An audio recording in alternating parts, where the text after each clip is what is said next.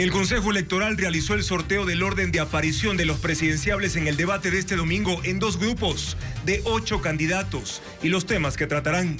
Daniel Noboa y Luisa González están en grupos separados. Hoy termina el plazo para que el presidente Noboa explique a la Corte Constitucional los argumentos que consideró para firmar el decreto 500, con el que encargó el poder a Cynthia Gelibert. La jueza Nubia Vera entregó en la Fiscalía la memoria que asegura haber recibido del presidente de la Judicatura, en la que, según ella, está un dictamen en contra de la vicepresidenta Abad. El Ejército aplicará un nuevo sistema de ingreso a las escuelas de formación que incluye capacitación, revisión de tatuajes y pasado judicial. El IES pone a prueba en Quito un proyecto para detectar casos de agresiones físicas, psicológicas y sexuales contra menores de edad y funcionará en sus centros hospitalarios en todo el país. 100 personas han sido detenidas durante los 2 últimos días en Durán, en Guayas. Los operativos policiales se ejecutaron por alertas de masacres tras el crimen del cabecilla de los Chone Killers, Ben 10, en Colombia. 12.000 habitantes de Puerto Bolívar, en Machala, están sin agua después de que el ARSA clausuró la planta de tratamiento tras detectar elevados niveles de arsénico. El presidente Lula da Silva aprueba una ley que prohíbe el uso de celulares en escuelas públicas y privadas durante clases y en los recreos. La selección ecuatoriana regresa a Quito como su base y jugará el 21 de marzo contra Venezuela por las eliminatorias sudamericanas al Mundial de Fútbol 2026. Piero Hincapié, defensa que juega en Alemania, fue incluido por la Federación Internacional de Historia y Estadísticas de Fútbol en el 11 ideal de 2024 en Sudamérica. Buenas noches, amigos. Lunes 13 de enero de 2025. Bienvenidos a una nueva emisión informativa aquí en Televistazo Estelar. La campaña cumplió su primera semana y el debate presidencial se llevará a cabo este domingo 19 de enero. Comenzamos con los detalles de esta y otras actividades electorales.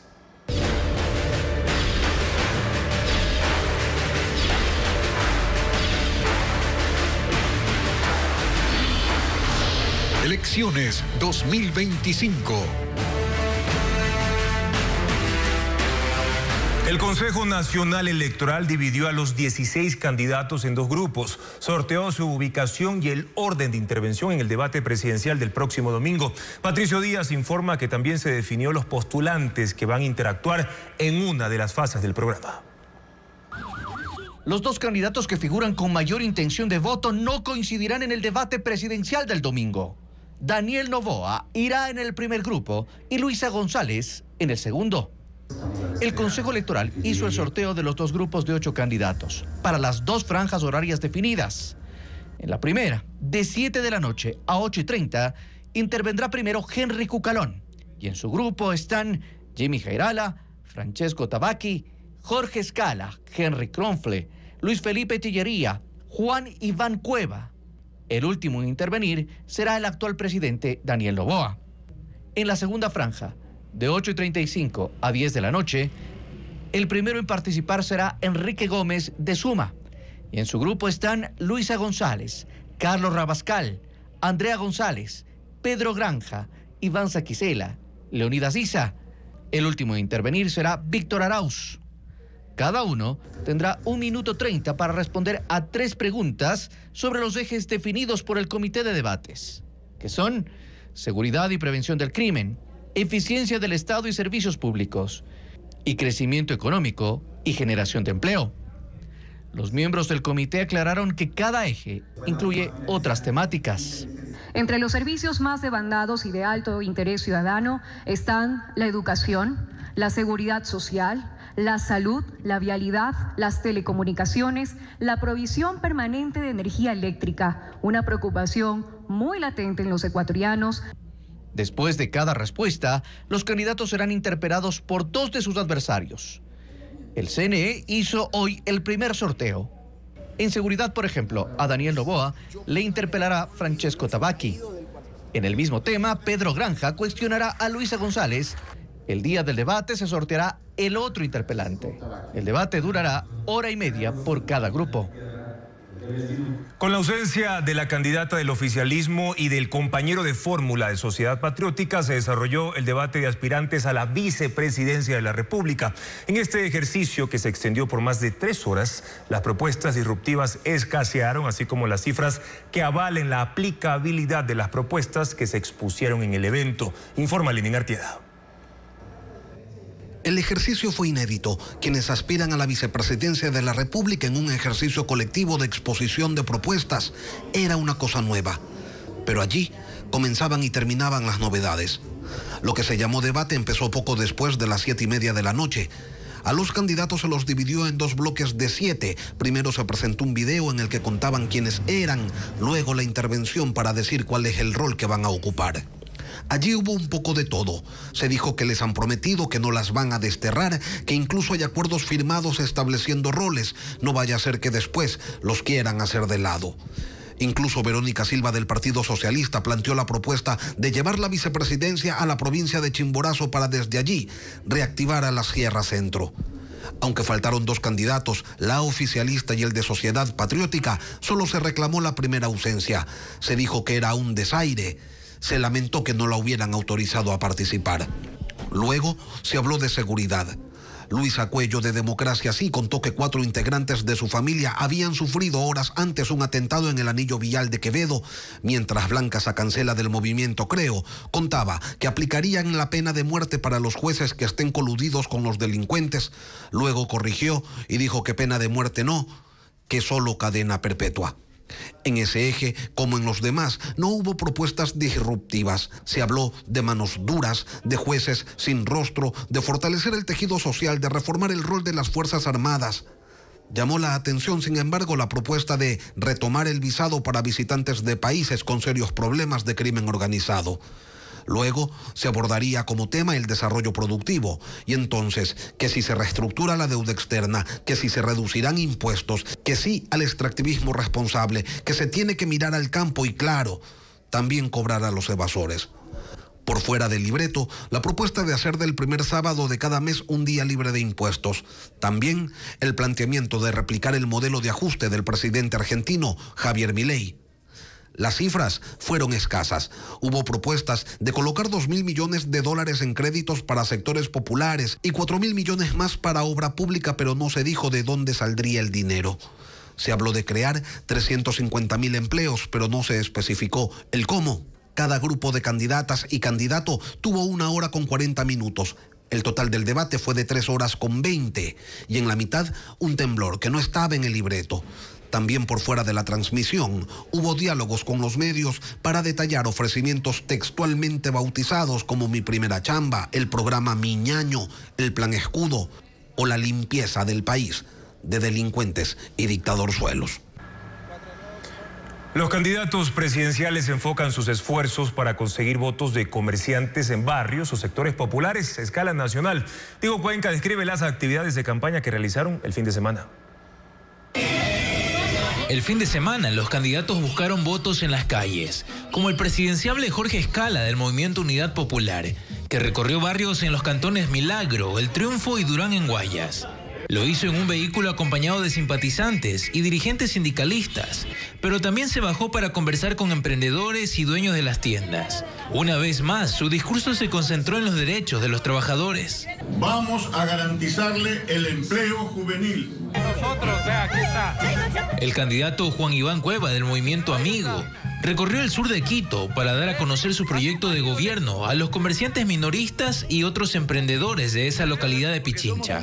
Estuvo acompañado de militantes de la organización política. También visitó la provincia de Los Ríos a bordo de una minivan para dialogar con artesanos y comerciantes del cantón Babahoyo. Porque somos un proyecto político nuevo, renovador, que está lejos del odio, la polarización, del resentimiento.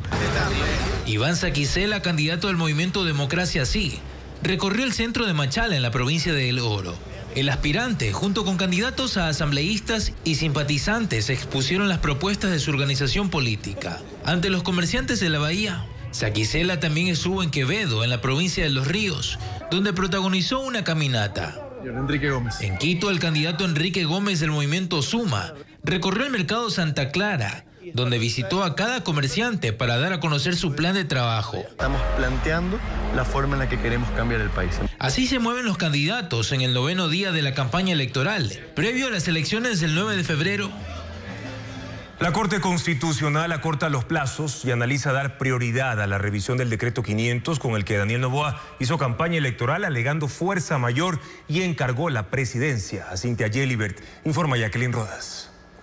La Corte Constitucional acelera el trámite para tomar una decisión sobre el decreto 500, con el que Daniel Noboa encargó la presidencia de la República a Cynthia Gelibert y se ausentó para hacer campaña alegando fuerza mayor. El Tribunal de Admisión remitió la causa al Pleno para decidir si adelantan el orden cronológico y le dan un tratamiento prioritario. Estima que cumple con 4 condiciones necesarias. El asunto a resolver tiene trascendencia nacional, urgencia para impedir un posible daño grave e irreversible. La decisión de la Corte puede remediar una situación estructural con impacto en derechos y puede impulsar cambios legislativos, de política pública o judicial.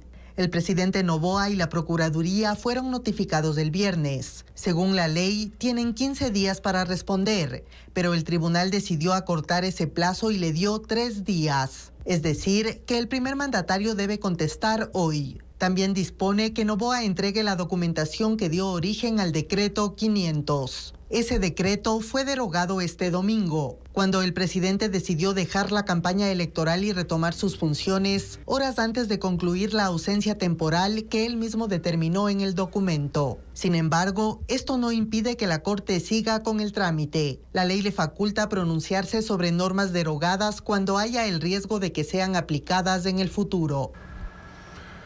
La jueza Nubia Vera entregó a la Fiscalía el pendrive con los insumos de la sentencia que, según denunció, le dio el presidente de la Judicatura, Mario Godoy, para que niegue la acción de protección a Verónica Abad y así favorecer al presidente Daniel Noboa. Fabiola Santana con los detalles de esta diligencia. Esta mañana la jueza Nubia Vera llegó a la Fiscalía General usando chaleco antibalas. Ella estuvo acompañada de sus abogados y agentes de seguridad. Son las medidas de protección que recibe por riesgo de alto atentado contra su vida. Ella entregó el pendrive que, según denunció, le dieron el presidente del Consejo de la Judicatura, Mario Godoy, su asesor y el director general, con los insumos de cómo debía redactar su sentencia para negar la acción de protección en favor de Verónica Abad y evitar su restitución. Acabo de hacer la diligencia, no puedo dar mayores comentarios más porque es la investigación reservada y estoy muy consternada. Créanme que han sido unos días complicados, no he dormido porque mantener en custodia el pendrive me ha hecho sentir muy vulnerable. Ahora esperan que se practiquen las diligencias para identificar en qué computadora fue escrito el archivo y en dónde fue descargado para su modificación y aprobación. Porque ese archivo en algún momento fue descargado en una computadora de trabajo y ahí está la hora incluso en que le hicieron descargar para que se revise. Es decir, se cuenta con las cámaras de seguridad también y todas estas diligencias están pidiendo. La jueza se mostró nerviosa e informó que pidió medidas cautelares a la Comisión Interamericana de Derechos Humanos para precautelar su seguridad. Y sigo porque no sé hasta dónde pueden llegar las amenazas de estas personas, de Mario Godoy con Jorge Carrillo y Henry Gaibor, porque todavía sigue siendo presidente del Consejo de la Judicatura, todavía sigue siendo director y yo sigo diariamente realizando mis funciones como juez y créanme que estoy en un estado de vulnerabilidad, de una situación de riesgo. Nubia Vera enfrenta una investigación disciplinaria y por su denuncia una demanda del presidente de la Judicatura. También dio a conocer que las cerraduras de su despacho fueron forzadas.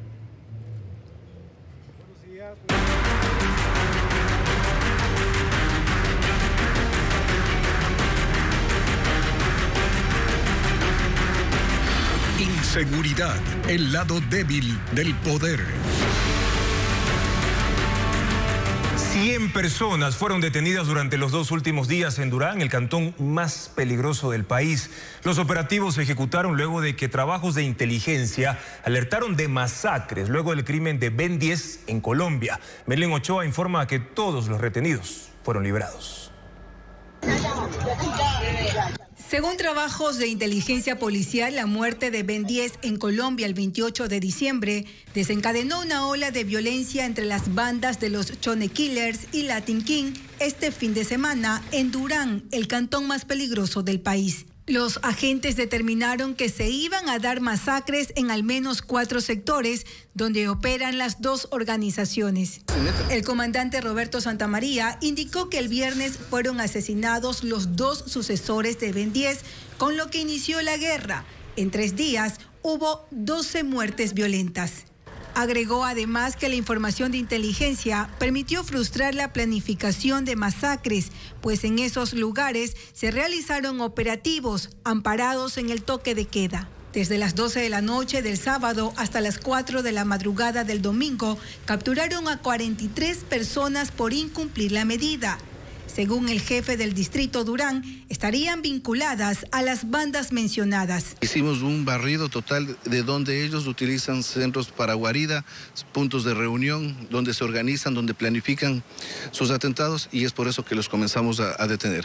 Pero los 43 retenidos salieron en libertad antes de las 24 horas. El único procesado fue un adolescente de 15 años que, según los uniformados, asesinó a una de las 12 personas.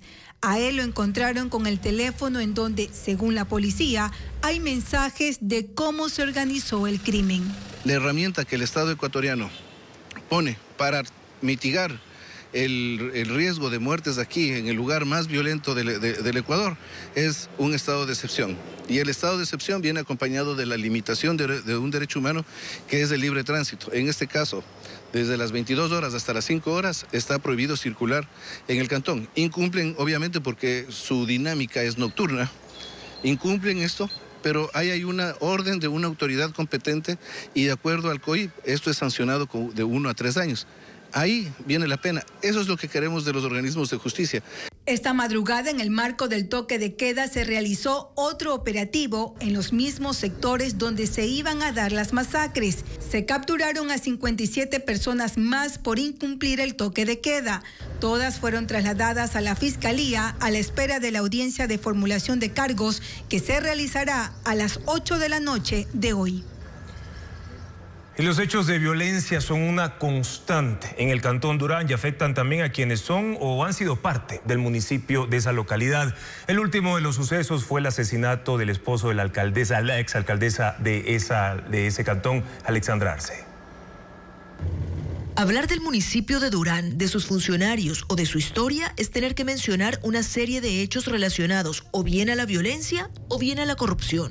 Desde el año 2000, Durán ha tenido apenas 4 alcaldes. Los 4 han sido víctimas, ellos o sus familias directas, de algún atentado o hecho violento. Mariana Mendieta, la primera alcaldesa de la ciudad, fue secuestrada en el 2023. Fue encontrada 3 días después completamente desorientada.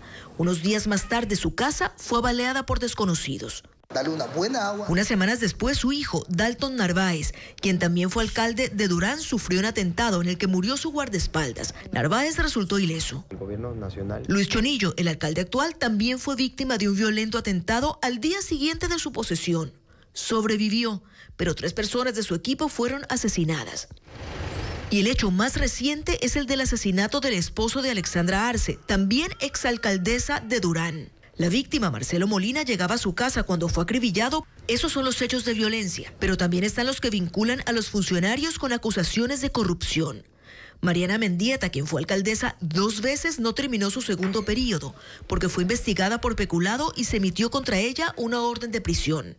Renunció mientras estaba escondida para evitar la justicia. Años después, fue absuelta. Su hijo, Dalton Narváez, también alcalde de Durán, en 2 ocasiones afronta actualmente una orden de prisión que fue dictada en abril.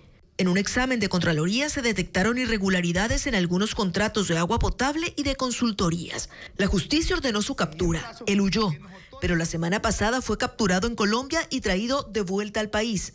Ahora está detenido. Y Alexandra Arce, cuyo esposo acaba de ser asesinado, fue alcaldesa y ahora es asambleísta por la Revolución Ciudadana. Ella está siendo investigada también por irregularidades detectadas en contratos de agua potable. La Fiscalía la vinculó a ella y a otras personas más en una investigación que habla de posible peculado y un perjuicio al Estado de alrededor de $40 millones. Son apenas algunos de los hechos que se registran en una ciudad que hoy está entre las más violentas de todo el mundo. Transcurren horas cruciales para un alto al fuego en la Franja de Gaza que permita la liberación de rehenes israelíes. Según agencias internacionales de prensa, negociadores cataríes que actúan como mediadores han entregado el borrador final de un acuerdo tanto a Israel como a Hamas, pero se desconoce si las partes lo aceptarán. En Estados Unidos, la administración Biden espera que la guerra culmine esta semana antes de que Donald Trump asuma el mando. El reporte con Pedro Jiménez. Los ataques en la Franja de Gaza no se detienen y de ayer a hoy dejan otros 19 muertos y 71 heridos. Si son o no los últimos días de este conflicto se sabrá pronto. Depende de que el grupo Hamas y el gobierno de Benjamín Netanyahu acepten los términos de un acuerdo negociado durante meses en Qatar con la mediación de Egipto y una propuesta estadounidense que no se ha concretado en medio de acusaciones entre Israel y Hamas de boicotear la negociación y querer imponer más condiciones. Pero ahora, a una semana de que Joe Biden deje la presidencia, es cuando más se habla de que los diálogos han entrado en una fase decisiva. Lograr un acuerdo lo más rápido posible. Ahora, ha dicho el asesor de Seguridad Nacional de Estados Unidos. Jake Sullivan asegura además que han coordinado con la entrante administración de Donald Trump para que haya un mensaje unido, más allá de las diferencias políticas. Y esta tarde, en una de las últimas declaraciones de prensa de Biden, este dijo de manera general a dónde conducirá un cese al fuego esta vez. El acuerdo que hemos estructurado libera a los rehenes, detiene los combates, da seguridad a Israel y permite asistencia humanitaria en cantidades significativas para el pueblo palestino. Y añade: ese pueblo merece la paz, Israel también, y una seguridad real. Los rehenes merecen reunirse con sus familias, así que estamos trabajando con urgencia para cerrar esta negociación. El conflicto que comenzó el 7 de octubre de 2023 con el ataque terrorista de Hamas en Israel derivó en una guerra en la Franja de Gaza que deja hasta ahora más de 46.000 muertos y una serie de negociaciones fallidas. Entre la demanda del grupo palestino Hamas de un alto al fuego duradero y el retiro absoluto de las fuerzas de defensa israelíes y la posición del gobierno de Israel, que desde el comienzo de esta guerra ha sido que no se detendrá hasta alcanzar una victoria total. El gobierno brasileño aprobó la ley que prohíbe el uso de celulares en escuelas y colegios. La norma recibió luz verde del Senado el 19 de diciembre y ahora fue sancionada por el presidente Lula da Silva. Los estudiantes no podrán usar sus dispositivos durante clases, entre clases y en los recreos, y se aplica a alumnos de preescolar, primaria y secundaria, y solo podrán hacer uso de ellos en situaciones de peligro o fuerza mayor. Está pendiente un reglamento, pero los establecimientos pueden aplicar la prohibición desde el inicio del año lectivo en febrero. El ejército implementó un nuevo sistema de reclutamiento para las escuelas de formación. Para este año se abrió el cupo a 1.970 aspirantes que, antes de ser seleccionados, van a recibir capacitación académica y también entrenamiento. Paul Romero con más detalles. El ejército aprobó un nuevo sistema para el ingreso de aspirantes a oficiales y soldados en las escuelas de formación. Desde este año, antes del proceso de selección, todos los postulantes recibirán capacitación académica en la Escuela Politécnica del Ejército, entrenamiento físico en las unidades militares de 15 de las 24 provincias y se someterán a pruebas de confianza. Las inscripciones para el 2025 iniciaron el 5 de enero. Se busca reclutar 1.695 soldados, 220 oficiales y 60 voluntarios en la Escuela de Selva Ibias, a la que pueden ingresar nativos de comunidades amazónicas. En 8 días se han inscrito 8.600 aspirantes a la Fuerza Terrestre. Hasta el 15 de febrero, cuando termine el plazo, se prevé más de 20.000 personas. Los cursos académicos serán virtuales y se dictarán los sábados materias como matemáticas, español, comunicación, inglés. Las pruebas físicas se realizarán en los recintos militares seleccionados. Uno de los objetivos de este nuevo sistema es depurar el ingreso de oficiales y soldados. Seleccionar desde el inicio, darles un seguimiento, un entrenamiento, una preparación, una capacitación, una nivelación. Los aspirantes deben tener entre 18 y 22 años, ser solteros, no tener antecedentes penales, filiación política, tatuajes de organizaciones delincuenciales. Los tatuajes admitidos serán los considerados inofensivos y en lugares no visibles del cuerpo. Por eso que serán revisado los tatuajes, en qué consiste el tatuaje, que no pertenezcan a algún grupo delincuencial. La capacitación y entrenamiento de los aspirantes al ejército serán gratuitos. Los que aprueben ingresarán a las escuelas de formación en agosto. Los contribuyentes con deudas en el Servicio de Rentas Internas podrán acceder a un plan excepcional de pagos de hasta 12 meses. Además, desde hoy se receptan inscripciones para el bachillerato acelerado, como le informa Adriana Bermeo en la siguiente nota. Hasta el 7 de febrero, los contribuyentes que tengan deudas con el SRI podrán acceder al Plan Excepcional de Pagos. Es un beneficio que se aplica en impuestos como IVA, ICE y retenciones en la fuente que estén en mora o vencidas al 31 de octubre del 2024. Los usuarios podrán diferir su deuda hasta por 12 meses. La solicitud tendrán que hacerla en la página web del SRI. Si es aceptada, automáticamente se suspenderán los procesos de coactiva y los plazos de cobro. Si se incumple con el pago de una cuota del plan, el SRI dará por terminado el acuerdo. Este lunes, la Fuerza Aérea Ecuatoriana inició el proceso de reclutamiento para oficiales y aerotécnicos. Los aspirantes deben ser ecuatorianos mayores de 18 años y menores de 22, tener título de bachiller, ser soltero y no tener hijos. Las mujeres deben medir al menos 1,63 metros y los hombres 1,65. No deben tener antecedentes penales o estar inmersos en procesos judiciales. Se deben inscribir en la página web reclutamiento.fae.mil.es hasta el 13 de febrero. El municipio de Quito abrió este lunes matrículas para el bachillerato acelerado en modalidad virtual y semipresencial. La convocatoria está dirigida a jóvenes mayores de 18 años y adultos mayores que no han concluido el colegio. Es un programa gratuito que se aplicará en los 11 centros educativos municipales de la capital. Allí se deben inscribir desde hoy. Deben presentar certificados de los 3 últimos años de primaria, certificados de los años aprobados en el colegio, planilla de luz actualizada y copia de cédula. Las inscripciones para 9º y 10º serán la última semana de enero. La Seguridad Social implementó un programa integral que está enfocado en atención de niños, niñas y adolescentes que han sido víctimas de violencia física, psicológica o sexual.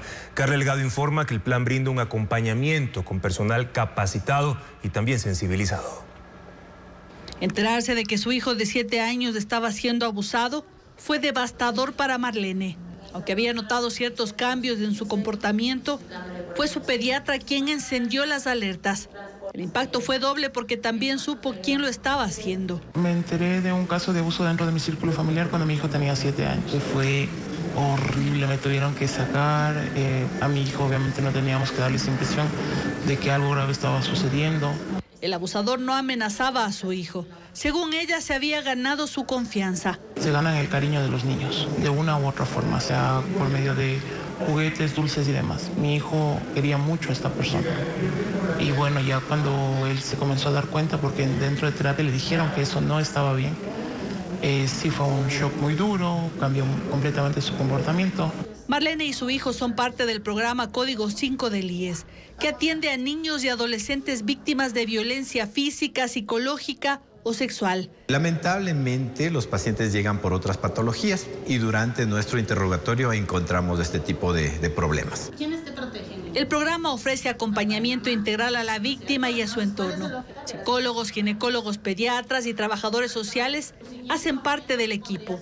Trabajan en terapias individuales y grupales. La mayoría son lúdicas. Son las que mejor resultado evidencian en menores según los especialistas. Tenemos niños que por cualquiera de sus características se identifica el rasgo de violencia que ellos tienen. Niños de miradas bajas, de llanto lábil.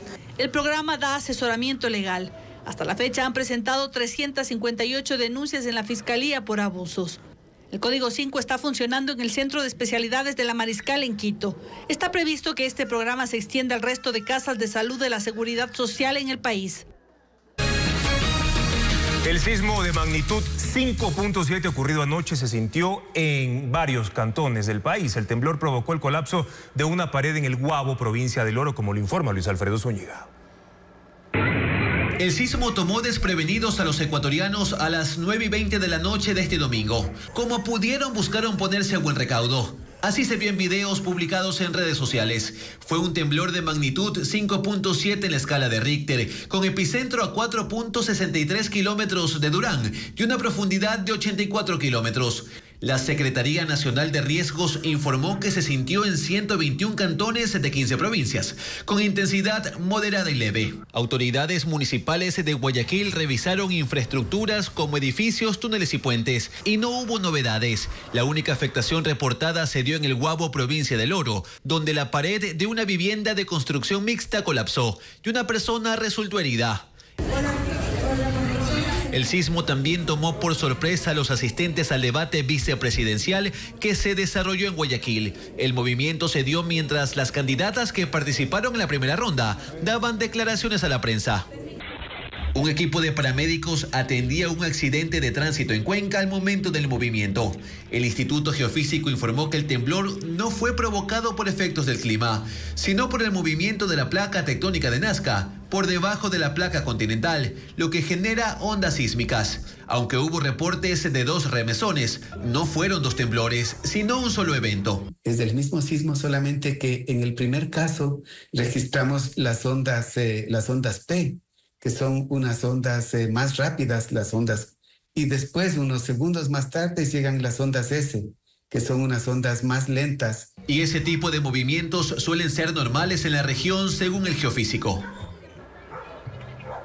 El condado de Los Ángeles sigue en alerta máxima por el retorno de los vientos hasta 100 kilómetros por hora y el riesgo de que se reactiven incendios que ya están controlados. Las autoridades también confirman 24 muertos, mientras que miles de voluntarios distribuyen comida, agua y ropa a los damnificados. Imágenes aéreas muestran voluntarios en el estacionamiento de un parque donde se instaló un centro de donaciones a pocos kilómetros al sur del incendio de Eaton. Allí atienden en su mayoría los evacuados de Pasadena, que huyeron del fuego con lo que llevaban puesto. Se instalaron carpas para repartir alimentos, agua, mantas. A este lugar están llegando donaciones desde otros estados. Mientras tanto, miles de bomberos luchan contra reloj para apagar el fuego antes de que los vientos vuelvan a avivar las llamas. Pues según los pronósticos, ráfagas de hasta 100 kilómetros por hora se repetirán desde mañana. De los 6 incendios, 3 ya fueron contenidos. Se mantienen activos los denominados Hertz, Eaton y el más grande, Pacific Palisades, que comenzó el martes y se ha convertido en uno de los desastres naturales más grandes en la historia de Los Ángeles. Las autoridades confirman 24 muertos, una cifra que podría aumentar a medida que continúan revisando las casas destruidas. El toque de queda de 6 de la tarde a 6 de la mañana, decretado hace 2 días para evitar la invasión de propiedades y saqueos, sigue en pie. Además, hay 29 arrestados por presunto intento de robo en las casas evacuadas.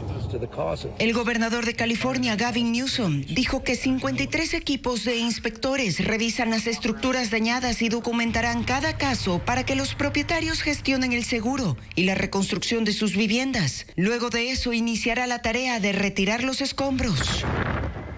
Ucrania presiona por la liberación de más soldados que son prisioneros de guerra en Rusia. El presidente ucraniano Volodymyr Zelensky aseguró que han capturado a 2 milicianos norcoreanos heridos que combatían del lado ruso durante un enfrentamiento en Kursk y propone canjearlos con Corea del Norte a cambio de la liberación de militares ucranianos. El régimen de Kim Jong-un no ha dado respuesta y más bien los servicios de inteligencia de Corea del Sur aseguran que Corea del Norte ha ordenado a sus soldados suicidarse antes que dejarse atrapar por tropas ucranianas. El Senado de Estados Unidos comenzó una semana de maratónicas audiencias para confirmar o rechazar las nominaciones de Donald Trump para una docena de funcionarios que van a integrar su gabinete. Entre ellos, uno de los puestos más importantes, el de secretario de Estado. Trump ha escogido para el cargo al senador por Florida, Marco Rubio, quien enfrentará el escrutinio de una comisión bipartidista el miércoles.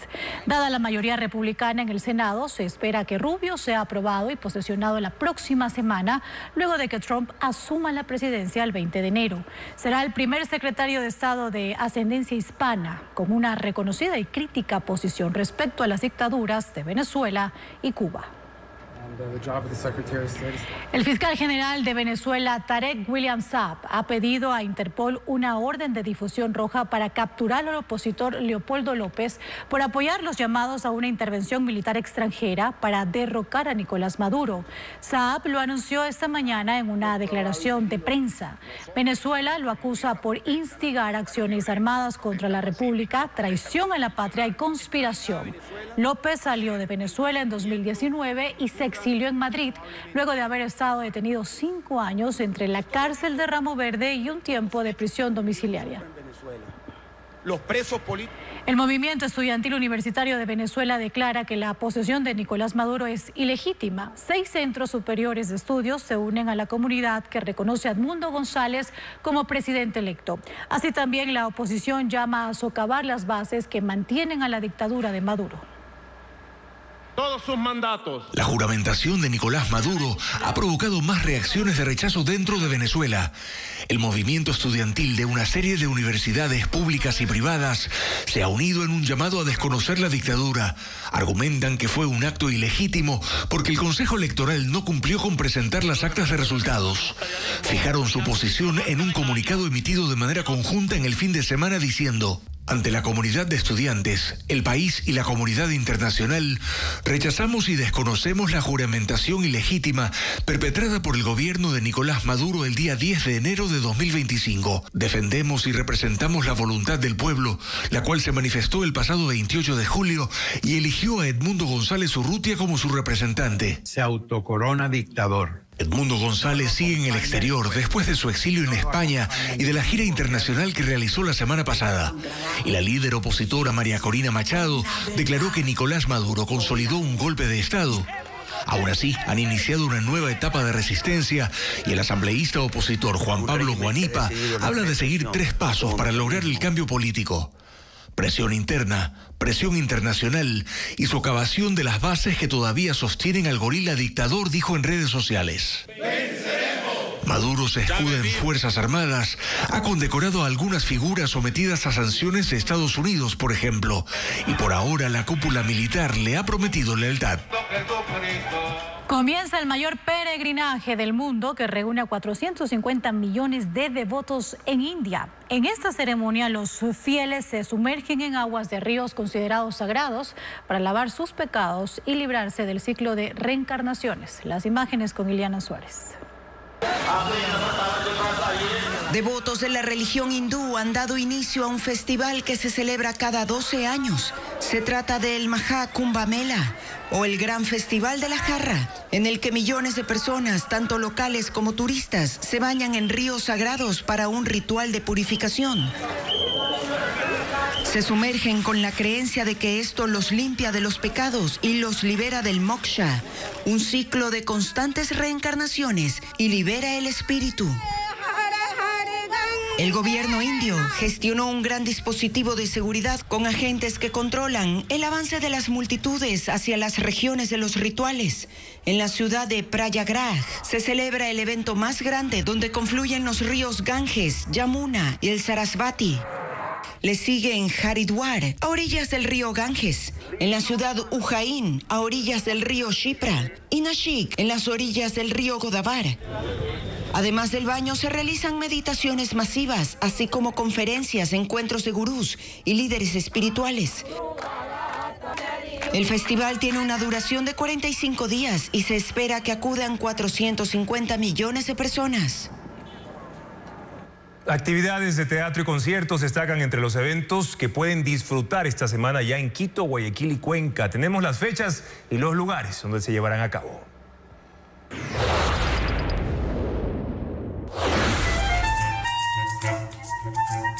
En Quito, este martes a las 6:30 de la tarde se realizará el recital de clarinete con el reconocido ensamble Aymara desde Colombia. Interpretarán obras de Paquito de Rivera, Horacio Salinas, Miguel Bocanegra, entre otros. El evento será en la Casa de la Música y el ingreso es gratuito. En Guayaquil, Habitación 1616, una obra teatral que mezcla cultura y humor. Responde a la duda de ¿qué pasaría si Shakespeare y Cervantes hablan sobre la verdad en medio de egos, secretos y risas? dirigida por el lojano Santiago Carpio e interpretada por los actores Ricardo Velastegui y Fabo Doja. Estará en la cartelera de Pop-Up de miércoles a sábado. Las funciones son a las 8:30, 9:30 y 10:30 de la noche.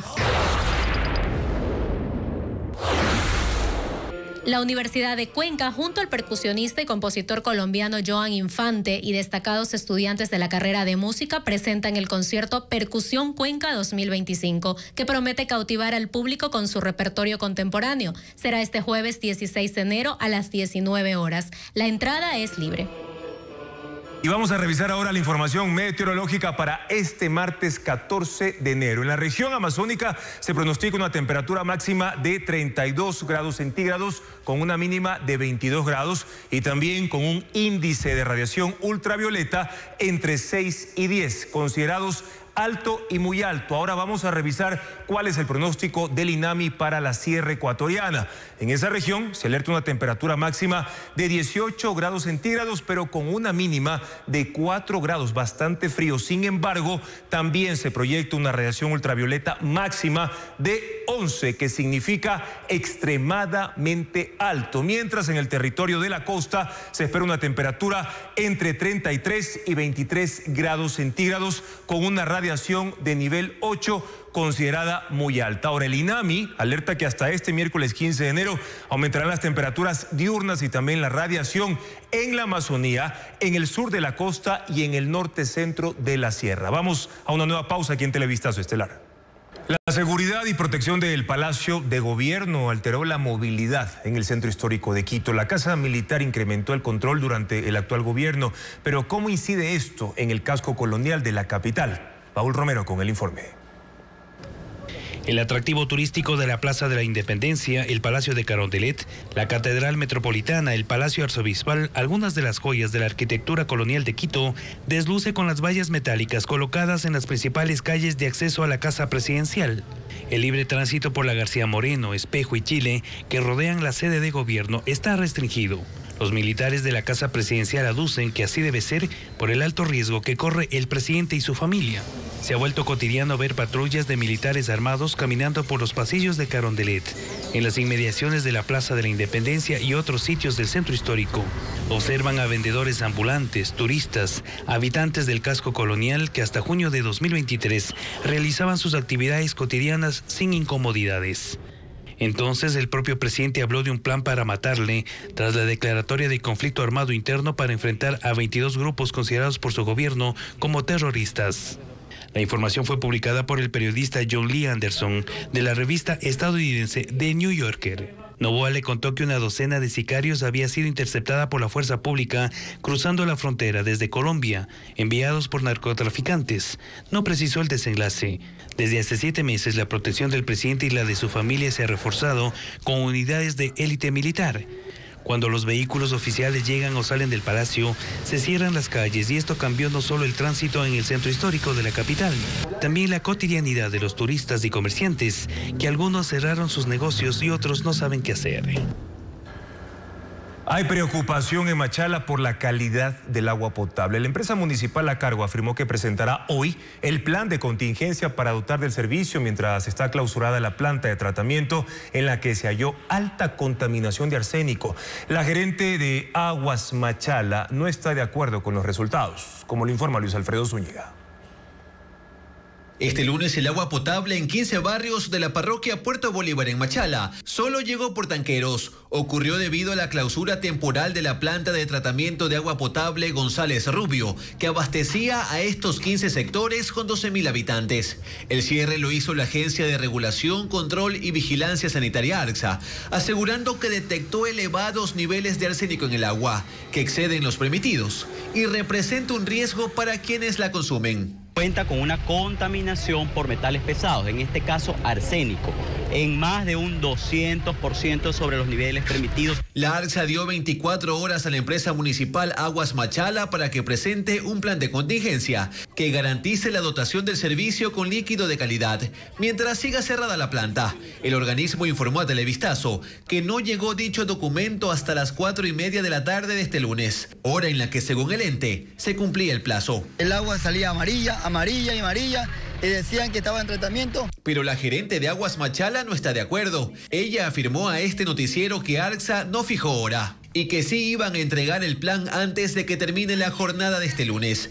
Plan que, según la gerente, incluye la distribución a los hogares por tanqueros con agua de la planta potabilizadora El Cambio, pero que no tiene ninguna acción en la planta que está clausurada, porque según sus palabras, un plan de acción o ejecutarle algo a esta planta no hay que hacerle. Tenemos todo, la planta cumple con todo. La gerente no está de acuerdo con los resultados de la ARCSA y dice que la planta González Rubio mantiene un tratamiento que supera lo que exige la norma, pero que las muestras se tomaron en agua cruda, cuando la planta estaba en mantenimiento. El viernes 10 de enero ARCSA tomó nuevas muestras y se esperan los resultados.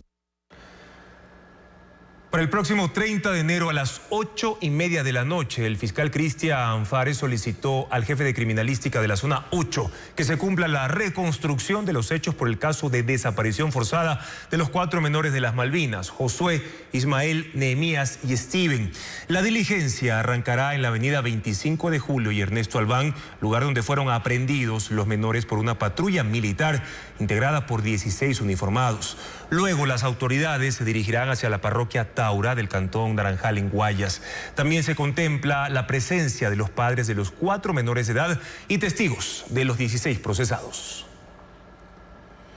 8 personas fueron asesinadas entre domingo y lunes en Guayaquil y Durán en Guayas y Buena Fe en la provincia de Los Ríos. Diego Cuenca describe cómo ocurrieron los crímenes.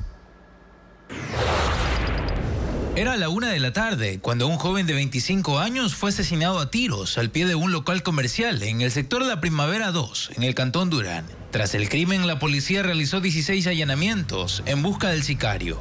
En el operativo hallaron una moto que fue usada por el asesino, que ya fue identificado según las investigaciones de los agentes, quienes también detectaron que ese vehículo fue usado para otro crimen.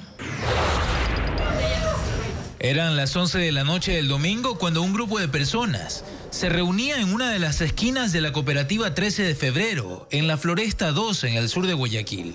Los asesinos llegaron en 3 camionetas y desde una de ellas dispararon contra las víctimas. 2 murieron en el sitio, otras 3 personas fallecieron en un hospital y una más quedó gravemente herida. El múltiple crimen ocurrió donde hay un grafiti que, según la policía, corresponde a grupos delictivos para marcar su territorio. Cerca de esa imagen hallaron 30 restos de bala. En el cantón Buena Fe, en Los Ríos, la policía halló a 2 hombres que fueron asesinados y quemados dentro de un carro. Otros 2 hombres quedaron heridos y fueron trasladados a un hospital en Quevedo debido a la gravedad de las quemaduras.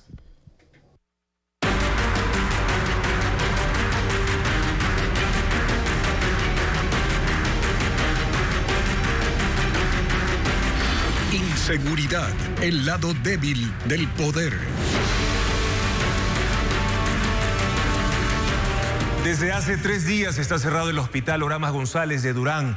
La decisión se tomó porque en la puerta de emergencia de esa casa de salud fue asesinada una persona. Los sicarios la confundieron. Merlin Ochoa informa que 400 pacientes al día son atendidos ahí. Desde el 10 de enero, el Hospital Oramas González permanece cerrado, con candado.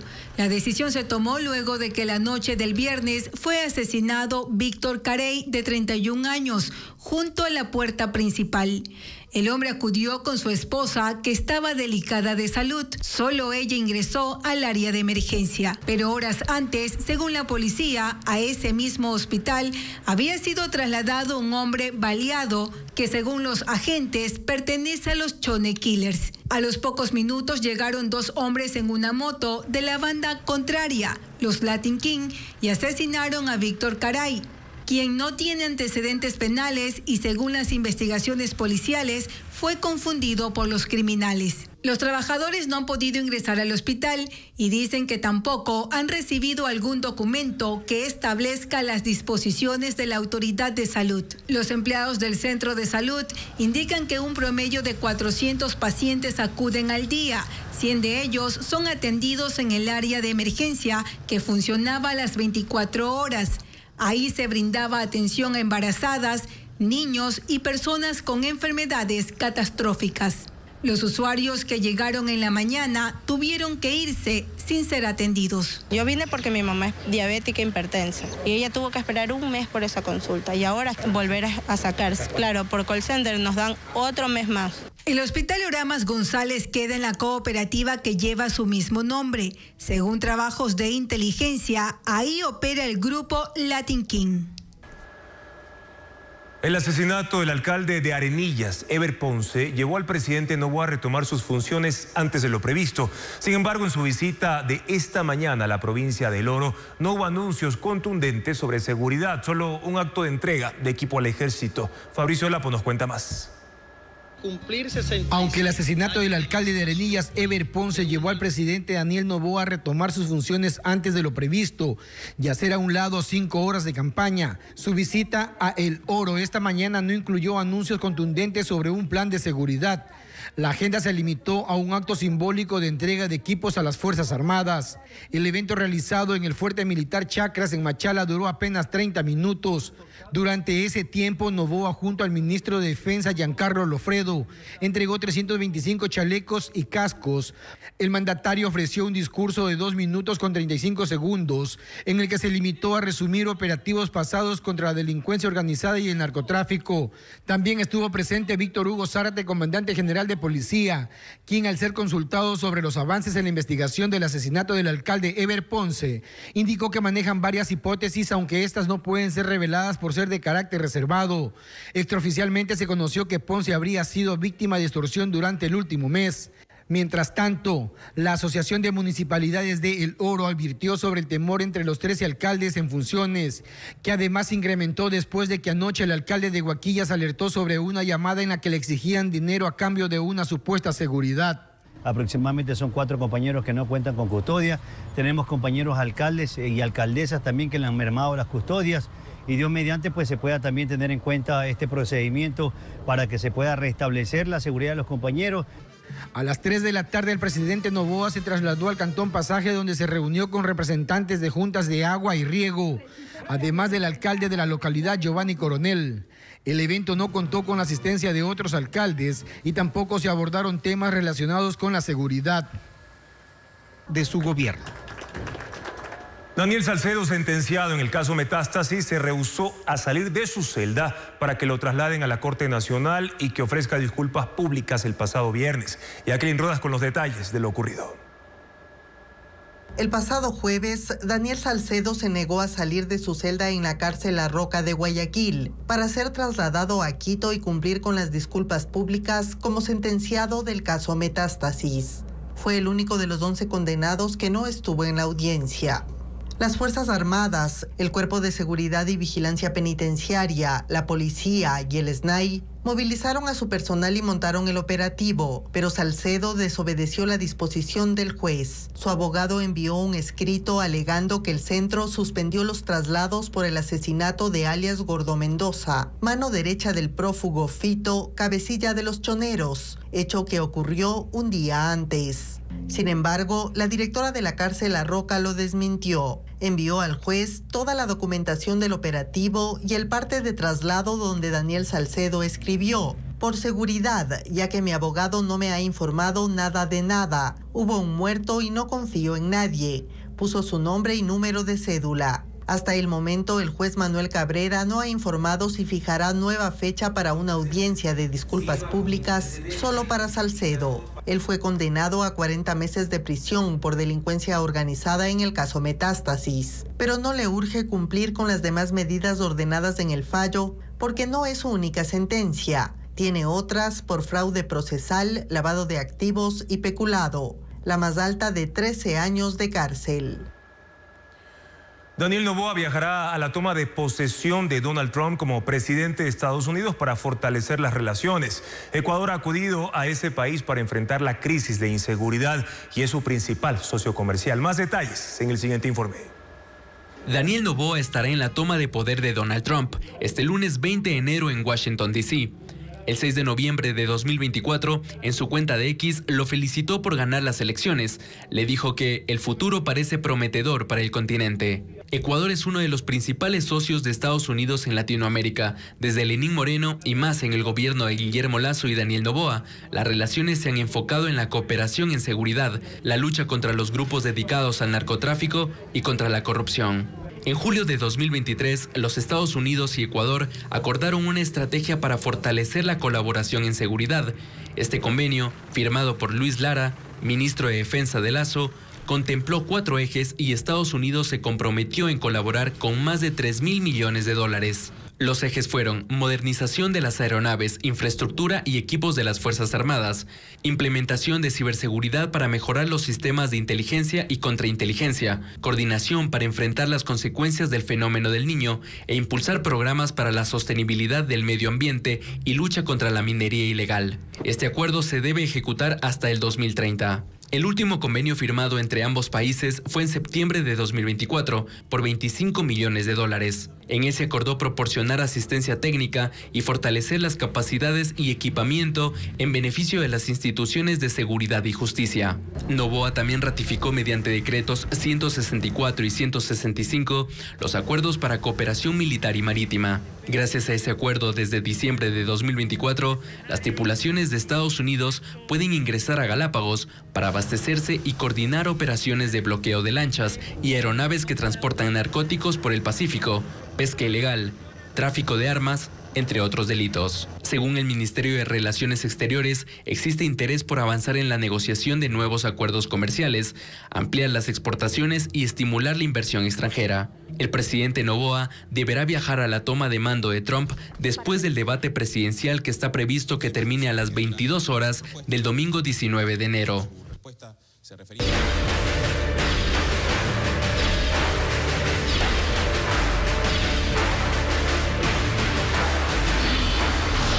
Elecciones 2025. El Partido Social Cristiano denunció al presidente Daniel Noboa por supuesta infracción electoral ante el Tribunal Contencioso. Patricio Díaz explica cuáles son las acusaciones alegadas por esa organización política. El Partido Social Cristiano presentó la 4ª denuncia contra el presidente de la República, Daniel Noboa, por supuestas infracciones electorales. En el documento que entregaron al Tribunal Contencioso Electoral, Alfredo Serrano, presidente de ese partido, acusa al mandatario de uso de recursos públicos para inducir al voto a su favor durante el discurso en el balcón de Carondelet el pasado 5 de enero. Habría arrengado por su propia victoria en el futuro, dice.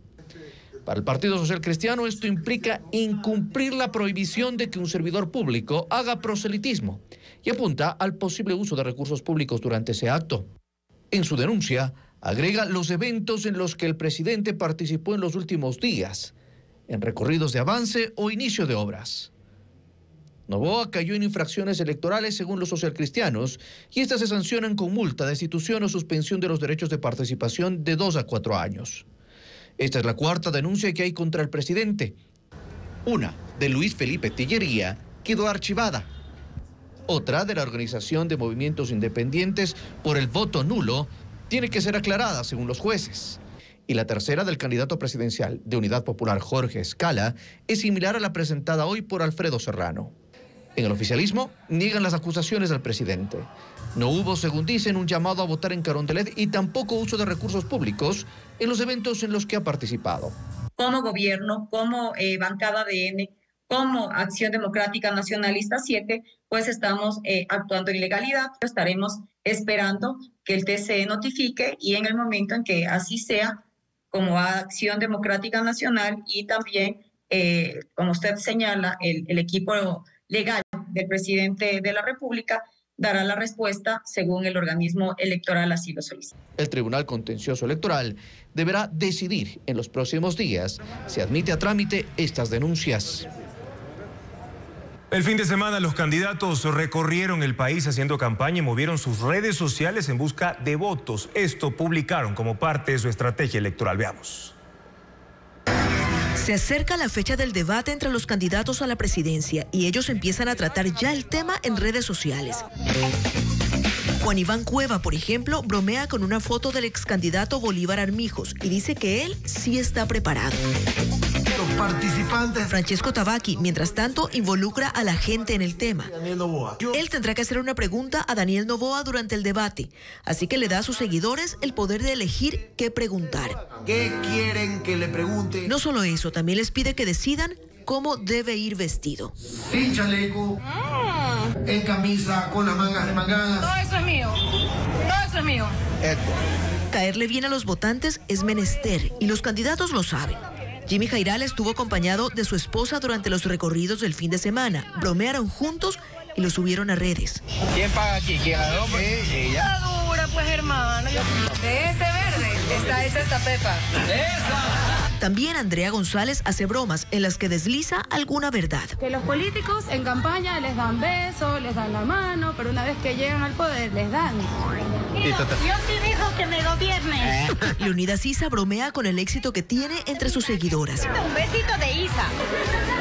Luisa González, después de comprometerse... Luisa González también bromea con recibir un anillo que le dieron las Juventudes de la Revolución Ciudadana y luego con celebrar el compromiso a todo pulmón.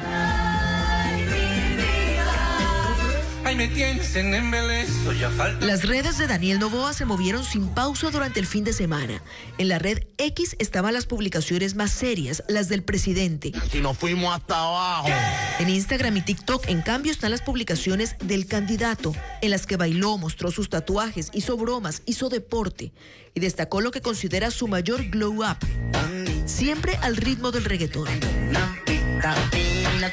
Angélica Porras, candidata a jueza constitucional propuesta por la Asamblea Nacional, queda fuera del concurso. La comisión encargada de su renovación parcial aceptó 2 de las 3 impugnaciones presentadas en su contra por la fiscal Diana Salazar y por Santiago Begdach. Ella acusó a la fiscal de supuestamente haber plagiado su tesis doctoral y también fue criticada por defender al ex defensor del pueblo Freddy Carrión, sentenciado por abuso sexual.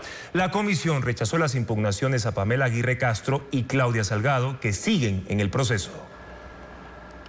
La cuchara eléctrica de la empresa japonesa Kirin hace que los alimentos desabridos tengan sabor. Además, WhatsApp cambió el diseño de los avatares dándoles un aspecto más realista. Las noticias tecnológicas en el siguiente reportaje de Ana María Palacios. La cuchara eléctrica de la empresa japonesa Kirin hace que los alimentos desabridos tengan mejor gusto. Mejora los sabores salados sin agregar sal adicional. Es de plástico y metal. Pesa 60 gramos y funciona con una batería de litio recargable. Fue inventado por la preocupación del dueño de la empresa por el elevado consumo de sal en Japón. Cuesta $127 y esperan venderla en el exterior en los próximos años.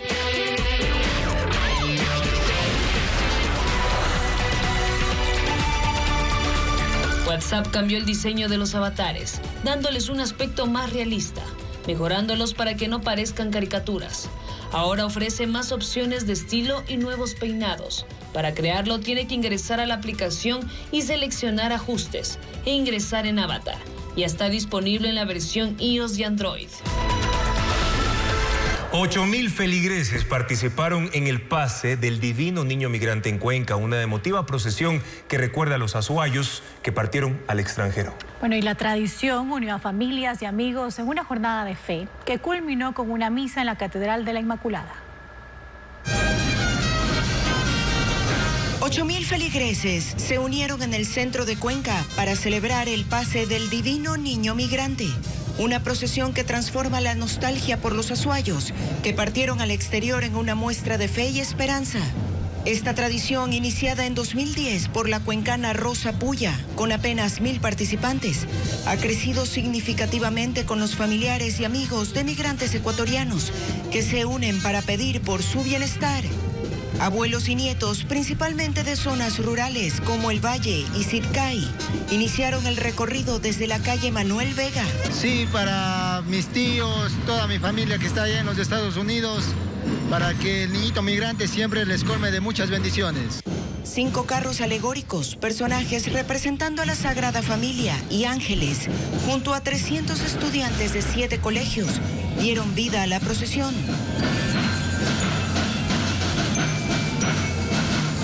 Las bandas de guerra retumbaron con tambores, liras y trompetas. 4 grupos de danza añadieron ritmo con sus coreografías al compás de tecnocumbias y sanjuanitos. La procesión recorrió 1 kilómetro por 4 horas, finalizando en la Catedral de la Inmaculada. El templo, completamente lleno, fue el escenario de una Eucaristía que selló la jornada. En Bucaramanga, un grupo de profesionales de la salud realizó una cirugía a un joven de 18 años. Mientras le retiraban un tumor cerebral, el paciente permaneció despierto e incluso tocaba una flauta. La intervención quirúrgica fue todo un éxito. Isaac Rivera, de nuestra cadena aliada Noticias Caracol, habló con los cirujanos que formaron parte de esta operación.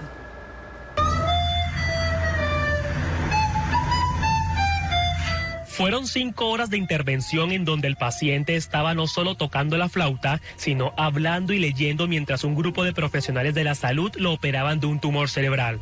Hoy en día, las cirugías cerebrales buscan que el paciente no pierda funciones neurológicas. Muchas veces estos tumores infiltran áreas que nosotros denominamos elocuentes y estas áreas deberían ser preservadas. De esta manera, gracias a la música que tocaba el paciente, los cirujanos determinaron qué parte del cerebro podían operar. Es decir, si la música sonaba bien, significaba que el área que estaban manipulando sí podía ser intervenida. Con esto se puede hacer una resección del tumor completamente segura y dentro de lo que estamos evaluando muchas de las características que poseemos en ella, como la repetición, la nominación, la memoria, la elocuencia. Este tipo de cirugías demuestra la increíble capacidad del cerebro para realizar tareas complejas incluso en condiciones críticas. Lo que hemos logrado es que el paciente preserve su función neurológica, su lenguaje, la interpretación del lenguaje e incluso la parte motora del lenguaje en un área que era muy complicada. La operación, que fue todo un éxito, permitió que después de 4 días Walter Spitia fuera dado de alta. El tumor que tenía le ocasionaba episodios de olvido, pero con la cirugía no solo mejorará su memoria, sino que conservará su capacidad para tocar la flauta. Ed Sheeran visita escuelas y grupos juveniles en Londres y sorprendió a los alumnos con la interpretación de sus éxitos como Shape of You. Además, conversó y se tomó fotos con ellos. Es una forma de incentivar a los jóvenes y niños para que interpreten música. Y con la ayuda de su fundación intenta que tengan acceso a una educación musical de alta calidad. Shakira será la imagen oficial del Carnaval de Barranquilla 2025. Es un homenaje por su contribución a visibilizar el lugar donde nació. En el evento declarado Patrimonio Cultural de la Humanidad, conmemorará los 20 años de la expresión En Barranquilla se baila así. Es parte de su tema Hips Don't Lie. Gracias por su sintonía. Mañana en Contacto Directo, Daniel Pontón, experto en temas de violencia y criminalidad, para analizar por qué la inseguridad sigue siendo el lado débil del poder político y militar en Ecuador. Además, Leonardo Lazo, experto en comunicación política, para analizar si en la campaña electoral pueden subir a la tarima ganadora otros candidatos. Los esperamos, amigos, en la primera emisión de Televistazo a partir de las 5:55 de la mañana, también en vivo por ecuavisa.com. Buenas noches.